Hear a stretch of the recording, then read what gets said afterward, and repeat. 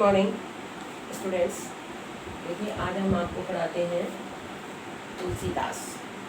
सूरदास का जीवन परिचय मैंने आपको पढ़ा दिया था और उसके मैंने सारे आपको मतलब जो सूरदास जी के जो पद हैं उनके सारे अर्थ भी पढ़ा दिए थे, ठीक है ना। और मैंने आपको बताया भी था कि ये व्याख्या जो है आप अपनी कॉपी में लिख लीजिएगा, ठीक। अब इसके बाद में देखिए सेकंड नंबर में लेसन नंबर सेकंड आता है तुलसीदास। जो तुलसीदास जी जो थे, तुलसीदास जी का यहाँ पहले हम लोग लिखेंगे, यहाँ पर आएगा जीवन परिचय। जीवन परिचय तो पहले आता है जन्म 1532 ईस्वी में।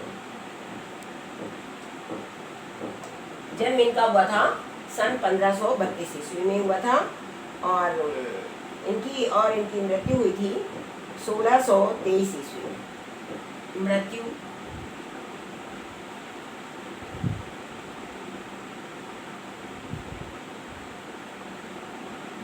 मृत्यु हुई थी सन 1623 ईस्वी। 1532 ईस्वी में इनका जन्म हुआ और 1623 ईस्वी में इनकी मृत्यु हो गई।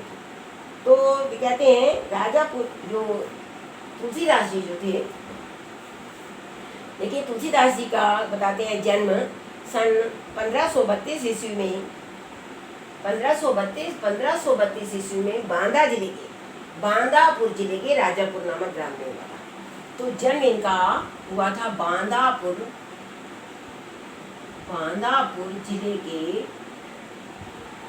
बांदापुर जिले के राजापुर ग्राम में हुआ था,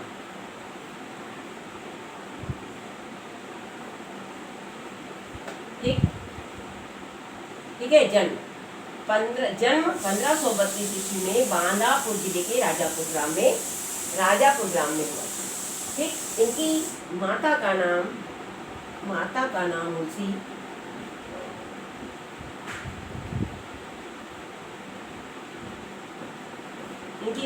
नाम हुसी और पिता का नाम आत्माराम दुबे था। पिता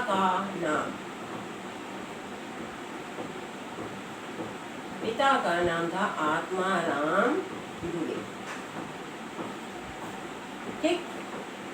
तो देखिए तुलसीदास जी का जन्म सन 1532 ईस्वी में बांदापुर जिले के राजापुर नामक ग्राम में हुआ था, ठीक। इनकी माता का नाम हुसी और इनके पिता का नाम आत्माराम दुबे था, ठीक है। जन्म से ही ये माता पिता के द्वारा मतलब जब से इनका जन्म हुआ, मतलब जन्म से ही माता पिता के द्वारा परित्यक्त होने के कारण, माता पिता परित्यक्त कर देना मतलब माता पिता ने इनको छोड़ दिया था। माता हुसी और पिता आत्माराम दुबे ने इनको छोड़ दिया था। परित्यक्त होने के कारण इनका जो बचपन जो था बहुत ही कष्ट में बीता, ठीक है ना। और कहते हैं सौभाग्य से इनकी भेंट किससे हो गई? नरहरि दास जी से हो गई, जिसके साथ में रह करके ये तीर्थ स्थानों में और तीर्थ स्थलों में अनेक जगहों पर ये घूमते रहे और विद्या का अध्ययन भी करते रहे। उन्हीं के साथ काशी जाकर के इन्होंने शेष सनातन समय गुरु के पास गुजारा और उसके पश्चात वे अपनी जन्मभूमि को वापस लौट आए। समझाया? मतलब इनका जन्म बांदापुर जिले के राजापुर नामक ग्राम में हुआ था। इनकी माता का नाम मुक्सी था, पिता का नाम आत्माराम दुबे था। माता पिता के द्वारा परित्यक्त कर देने के कारण इनका जो बचपन जो था बहुत ही कष्ट में बीता। इनकी भेंट नरहरि दास के साथ में हो गई और ये नरहरि दास के साथ में जाकर के क्या हो गया, ये सभी तीर्थ स्थानों में और सभी मतलब तीर्थ स्थानों में ये घूमते रहे और ये विद्या का अध्ययन करते रहे। इन्होंने काशी जाकर के काशी गए और वहाँ पर शेष सनातन नामक गुरु के पास में जाकर के इन्होंने दर्शन और पुराणों का अध्ययन किया और उसके पश्चात वे अपनी जन्मभूमि को वापस लौट आए।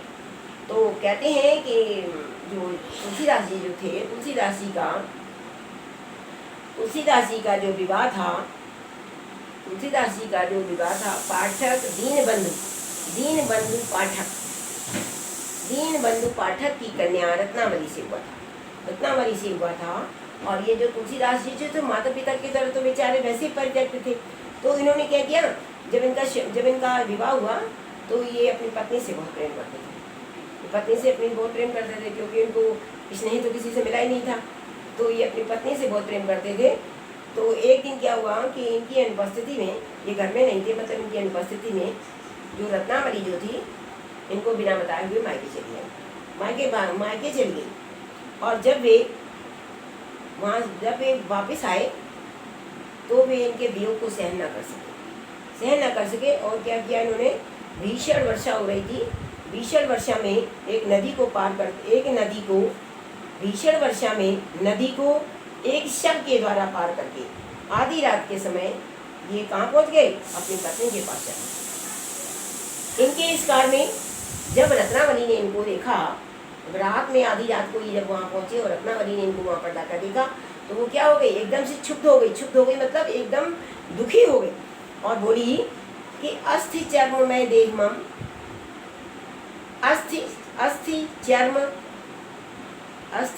मम देह मम, अस्थि चर्म मैं देह मम, तापर इतनी प्रीति तैसी जो श्री राम में होतना होती तो भवभीति। मतलब क्या हुआ, अस्थि चर्म मैं देह मम। उनकी पत्नी ने इनसे कहा कि अस्थि माने हड्डियाँ, अस्थि चर्म मतलब मांस और हड्डियों से बने मेरे शरीर से, तापर इतनी प्रीति, तुम उससे इतनी प्रेम करते हो, हड्डियों और मांसों से बने हुए मेरे शरीर से इतने प्रेम करते हो। यदि तुम इतनी प्रीति भगवान राम के साथ लगाओ, तो तुम्हारा यहाँ संसार से क्या हो जाएगा, तुम्हारा संसार से पूरा उद्धार ही हो जाएगा। तो क्या हुआ, उनको ये बात, जो पत्नी की जो बात, मतलब इतने प्रेम से गए थे, लेकिन उनको वहाँ पर जाकर के ये बात उनकी इतनी बात चुभ गई कि वे तुरंत ही उल्टे पैर वापस आ गए और ये वहाँ काशी चले गए। मतलब इनकी बात चुप गई और वो घर वापस आ गए और वहाँ से ये काशी चले गए। काशी में जाकर के इन्होंने संन्यास ले लिया, काशी में जाकर के संन्यास ले लिया। और इनका जो शेष जीवन था, मतलब तीर्थ यात्रा कर दी, तीर्थ यात्रा में, भजन में, कीर्तन में, सत्संग में और राम कथा वाचन में इन्होंने अपना समय व्यतीत कर दिया। और 1623 ईस्वी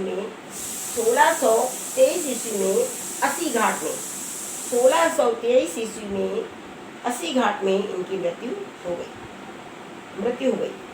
तो इनके मृत्यु के संबंध में ये दोहा प्रसिद्ध होता है कि संवत 1680, संवत मतलब ये तो ईस्वी होगी ना, संवत 1680, 80 गंग के तीर, श्रावण शुक्ला तीज शनि, तुलसी तज्यो से। समझ गया। और उसमें क्या चलता है, संवत 1575। तो ये आप पहले मृत्यु के संबंध में ये दोहा आप अपनी कॉपी में लिख लेंगे।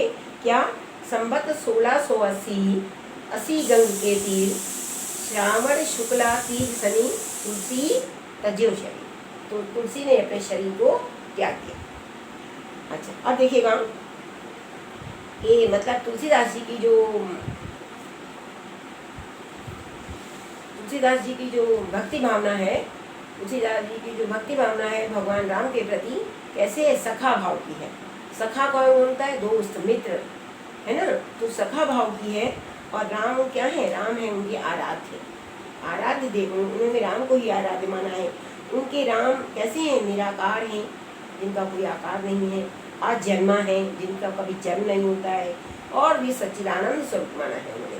मतलब राम उनके आराध्य हैं और उन्होंने उनको निराकार माना है, अजन्मा माना है और सच्चिदानंद स्वरूप माना है।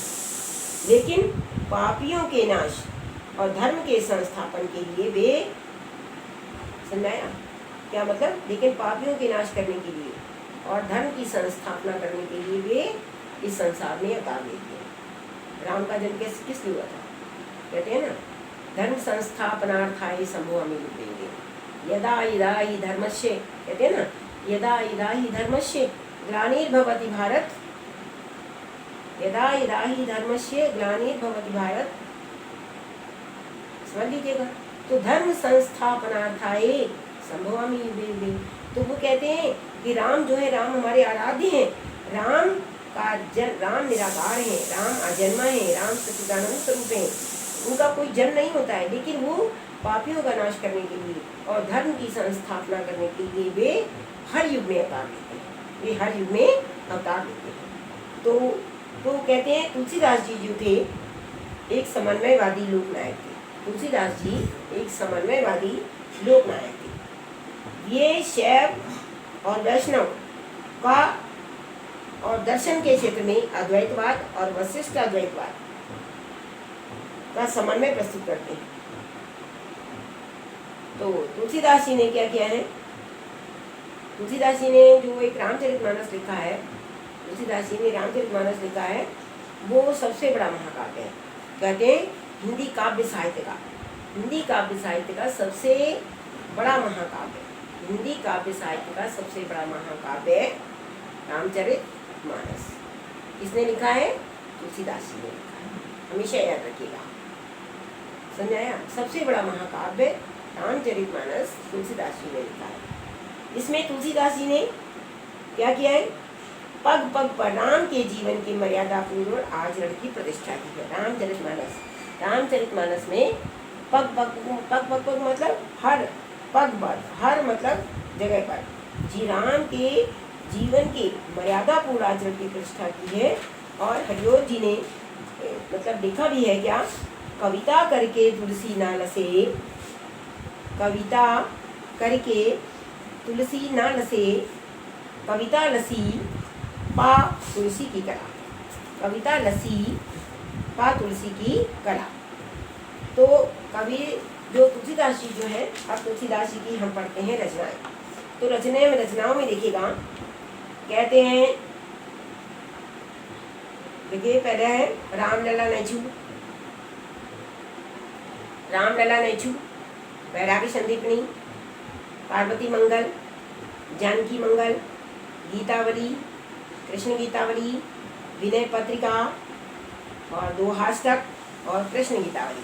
तो मेन जो है आप फिर भी याद कर सकते हैं, जैसे पहले रामलला नैछू, वैराग्य संदीपनी, जानकी मंगल, पार्वती मंगल, है ना, वैराग्य संदीपनी नहीं, हाँ, जानकी मंगल, पार्वती मंगल, रामचरितमानस, गीतावली, कृष्ण गीतावली और विनय पत्रिका। आप इतनी तो आप मतलब लर्न कर सकते हैं।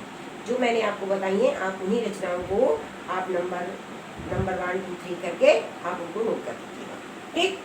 अच्छा, अब इसके बाद में आता है, क्या आता है देखिएगा, अब हो गए रचनाएं। रचनाएं के बाद में आता है रस। रचनाओं के बाद में क्या आता है? रस आता है। तुलसी के दास जी का जो काव्य है उसमें सभी रसों का चित्रण हो गया है, सभी रसों का चित्रण हुआ है।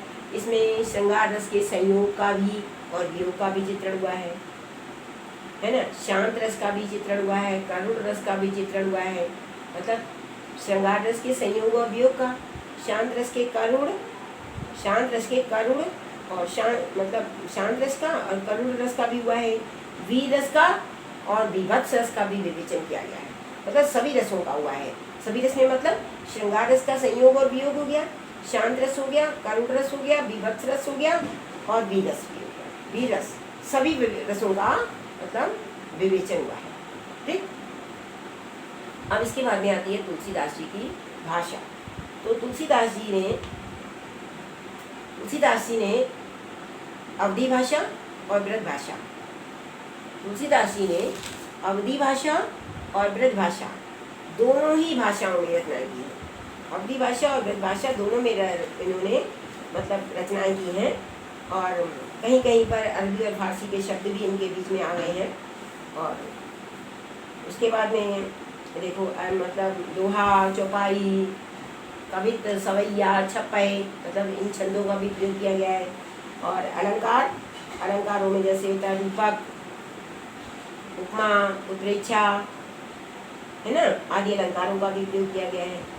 तो कहते हैं कि इसमें कोई संदेह नहीं होता है कि भाव पक्ष और कला पक्ष, भाव पक्ष की दृष्टि से और कला पक्ष की दृष्टि से, भाव पक्ष क्या होता है? काव्यगत मतलब भाव पक्ष क्या होता है, भाव पक्ष और कला पक्ष। कला मतलब कला की दृष्टि से और भाव की दृष्टि से, तो दोनों की दृष्टियों से तुलसीदास जी का जो काव्य है एक अद्वितीय काव्य है। निश्चय ही तुलसीदास जी जो है हिंदी साहित्य के अमर कवि। निश्चय ही तुलसीदास जी जो है हिंदी साहित्य के अमर कवि। ठीक, तो आप इसमें ये बीच में जरूर लिख दीजिएगा कि मतलब धर्म की मतलब भगवान जो कृष्ण है, भगवान राम जो है उन्होंने रचना का मर्यादा पुरुषोत्तम राम का चित्रण किया है और ये उनको अजन्मा मानते हैं, सच्चिदानंद स्वरूप मानते हैं, अजन्मा मानते हैं। राम निराकार, अजन्मा और सच्चिदानंद स्वरूप मानते हैं। तो कहते हैं धर्म की संस्थापनार्थन के लिए इन्होंने अवतार लिया, इन्होंने यहाँ पर अवतार लिया। तो कहते हैं धर्म संस्थापनार्थाय संभवामि युगे। ठीक है, तो इस प्रकार से ये आपका आ गया तुलसीदास जी का जीवन परिचय। जीवन परिचय में पहले जीवन परिचय लिखा जाएगा और फिर उसके बाद में इनकी आती है, यहाँ पर लिखेंगे आप रचनाएं। ठीक, उसके बाद में इनकी आएंगी रचनाएं लिखेंगे, फिर उसके बाद में आप लिखेंगे इनकी भाषा शैली। ठीक, इसके बाद में आता है इनका रस, फिर लिखेंगे अलंकार। अलंकार के बाद में आता है हिंदी काव्य में स्थान।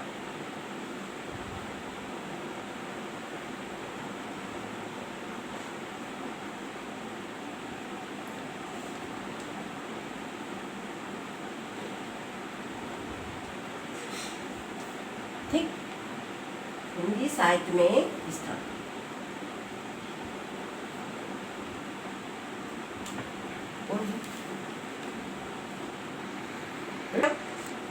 अब देखिएगा इसमें आता है धनुष भंग।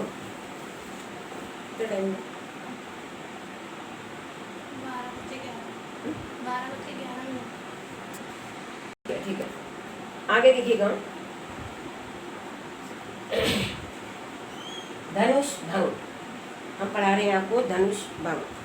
देखिए लिखा है उदित उदयगिरी मंच पर रघुवर बाल पतंग विकसे संत सरोज सब हर्षे लोचन धन। उदित उदयगिरी मंच पर,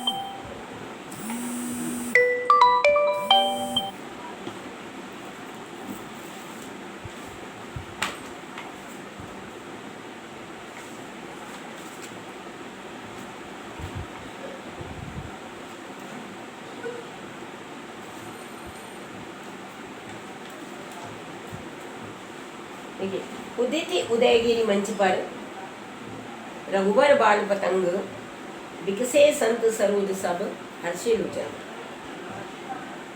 कहते हैं काव्य खंड के ये जो मतलब काव्य की जो पंक्तियां दी गई हैं, धनुष भंग मतलब धनुष भंग, तो ये जो काव्य की पंक्तियां दी गई हैं ये धनुष भंग जो शीर्षक कविता से ली गई। ये अंश हमारी पाठ्य पुस्तक के गोस्वामी तुलसीदास जी द्वारा रचित रामचरितमानस के बाल कांड से ली गए, बाल कांड से अवतरित हैं। ठीक है, ये अंश हमारी पाठ्य पुस्तक में गोस्वामी तुलसीदास जी द्वारा रचित रामचरितमानस के बाल कांड से संकलित हैं। ठीक, अब देखिएगा कहते हैं मतलब उदित उदयगिरी मंच पर रघुवर बाल पतंग विकसे संत सरोज सब हर्षे लोचन। उदित माने उदित हुए, उदयगिरी मतलब उदयांचल रूपी मंच पर, गिरी मीन्स होता है पहाड़, है ना। रघुवर बाल पतंग मतलब बाल रूपी सूर्य के उदय होते ही, बाल रूपी सूर्य के उदय होते ही, विकसे माने खिल गए, संत सरोज सब, सरोज में सोता है कमल, हर्षे लोचन रंग भंवरे रूपी हर्षित हो गए। तो देखिए इसमें लिखा जाएगा मतलब प्रस्तुत पद में धनुष भंग के लिए बने हुए मंच पर रामचंद्र जी के चढ़ने का वर्णन किया गया है। जब धनुष भंग के लिए धनुष रखा जाता है सीता माता का स्वयंवर हो रहा है, तो भगवान राम जो कोई भी धनुष को तोड़ नहीं पाता है ना, तो क्या होता है, भगवान राम उस मंच पर जब चढ़ते हैं, मंच पर चढ़ने का वर्णन किया गया है। तो देखते हैं कि तुलसीदास जी कहते हैं, उदिति उदयगिरी मंच पर, तुलसीदास जी कहते हैं उद्याचल पर्वत के समान, उद्याचल पर्वत के समान बने हुए विशाल मंच पर, उद्याचल पर्वत के समान, क्या, उद्याचल पर्वत के समान बने हुए विशाल मंच पर रामचंद्र जी के रूप में, भगवान राम के रूप में बाल सूर्य के उदित होते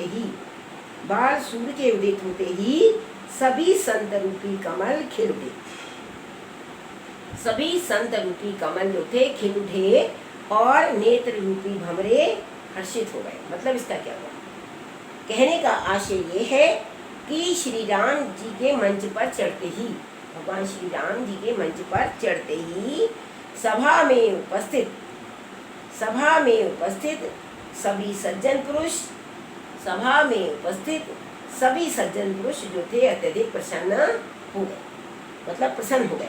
कहते हैं उद्याचल रूपी पर्वत के समान बने हुए, उद्याचल रूपी मंच पर, मतलब उद्याचल रूपी पर्वत के समान बने हुए मंच पर रामचंद्र जी के रूप में, रामचंद्र जी चढ़े, भगवान रामचंद्र जी के रूप में बाल रूपी सूर्य के उदय होते ही संत रूपी कमल खिल उठे। संत रूपी कमल किसको कहा गया, संतों को, जो वहाँ सज्जन पुरुष बैठे हुए थे, राजा संत रूपी कमल खिल उठे और नेत्र रूपी भंवरे हर्षित हो गए। कहने का है कि श्री राम जी के मंच पर चढ़ते ही सभा में उपस्थित सभी सज्जन पुरुष जो थे अत्यधिक प्रसन्न हो गए। सभा में सभी सज्जन पुरुष जो थे अत्यधिक प्रसन्न हो गए।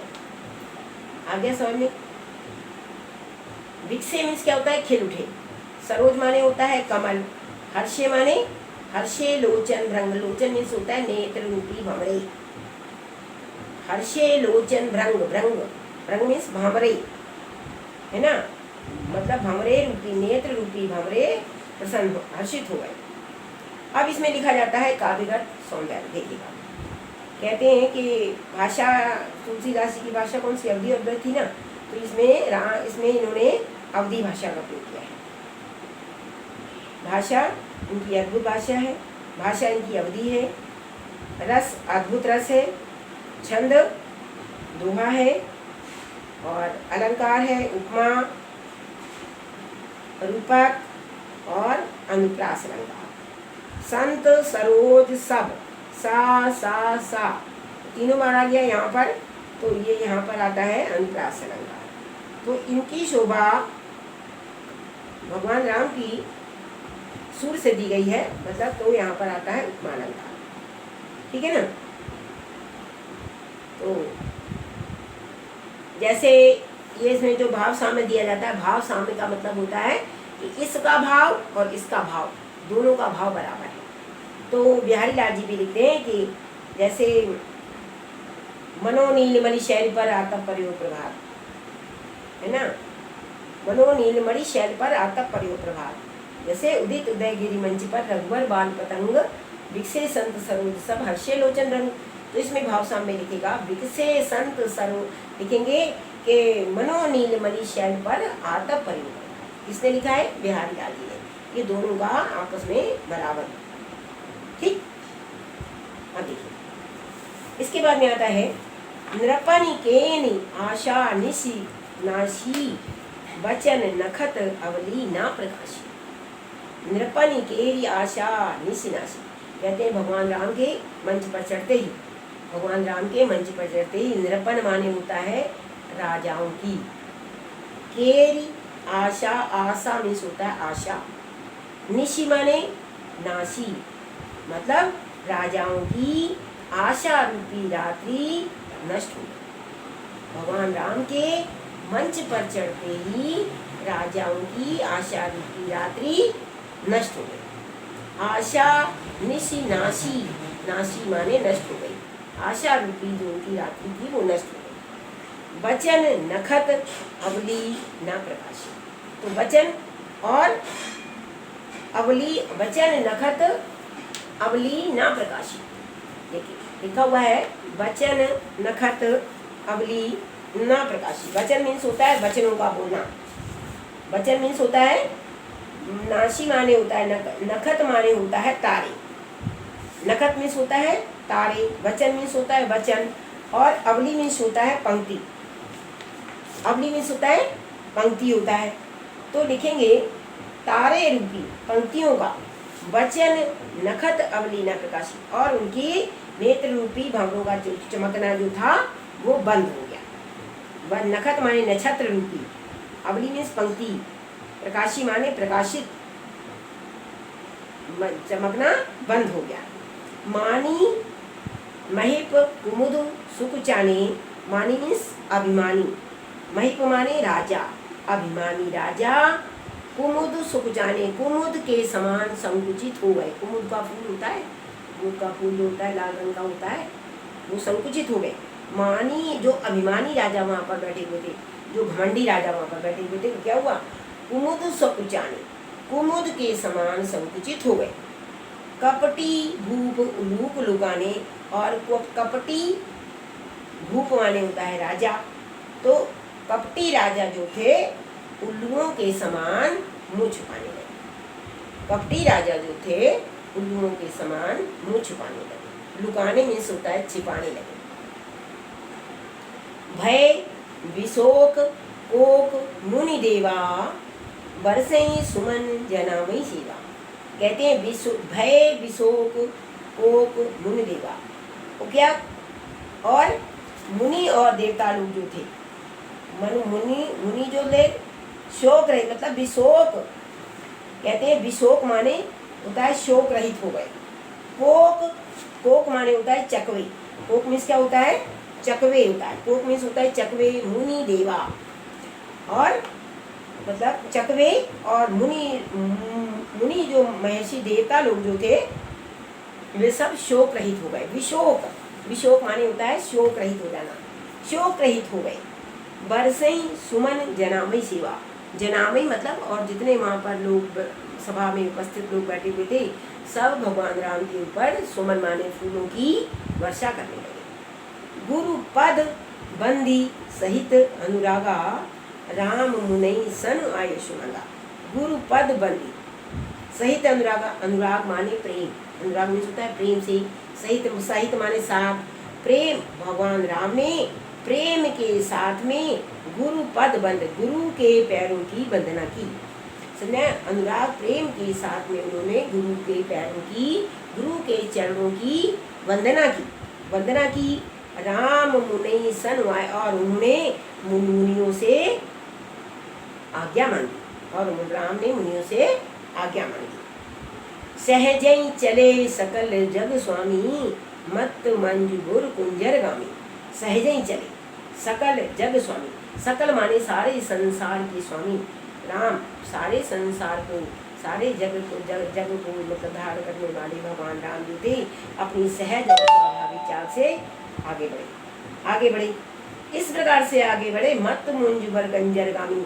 जिस प्रकार से कोई मत वाला हाथी होता है, इस प्रकार से कोई मत वाला हाथी होता है, वो अपनी मस्त चाल से चला जाता है, ठीक उसी प्रकार से भगवान राम जो थे अपनी स्वाभाविक चाल से आगे बढ़े। चलत राम सब पुर नर नारी, पुलक पूरी तन भय सुखारी। चलत राम, राम को चलते हुए जाकर के देखे मतलब सारे अयोध्या वासी जो थे, सारे अयोध्या नर और नारी जो थे, क्या हो गए? पुलक पूरी, उनके हृदय जो थे, उनका तन और मन जो था, क्या हो गया? आनंदित हो गया, आनंदित हो गया, मतलब सुख से परिपूर्ण हो गए, आनंदित हो गए। बंदी पितर सुर सुकृत संभारे, जो कुछ पुण्य प्रभाव हमारे। उन्होंने क्या कहा?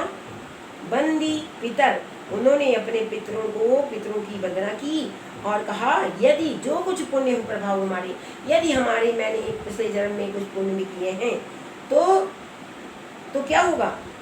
तो शिवधन मृलाल की नाई, तोरो राम गणेश गोसाई। कहते हैं राम जो सीता माता जो थी, जो सीता माता जी जो थी, वो क्या कहती हैं बंदी पितर सुन सुकृत संभारे, जो कुछ पुण्य यदि मैंने अपने पूर्व जन्म में कुछ भी किया हो, कुछ भी मैंने पुण्य का काम किया हो, तो क्या हो, यदि उन पुण्यों का कुछ प्रभाव है तो क्या करो, तो शिव धन मृणाल की नाई, तो ये शिव भगवान का धनुष जो था, किस प्रकार, तोरम राम गणेश गोसाई, मतलब ये मृणाल मतलब ये शिव का धनुष जो है कमल की नाल के समान, कमल की नाल के समान, मुनाल की नाई, मुनाल मीन्स होता है कमल की नाल, जो कमल की जो कमल का फूल खिलता है उसकी जो नाली नाड़ी होती है, मतलब जो नली होती है उसकी नीचे से जो जड़ निकलती है, लंबी सी तना होता है, उसके में फूल खिलता है तो उसको कहते हैं।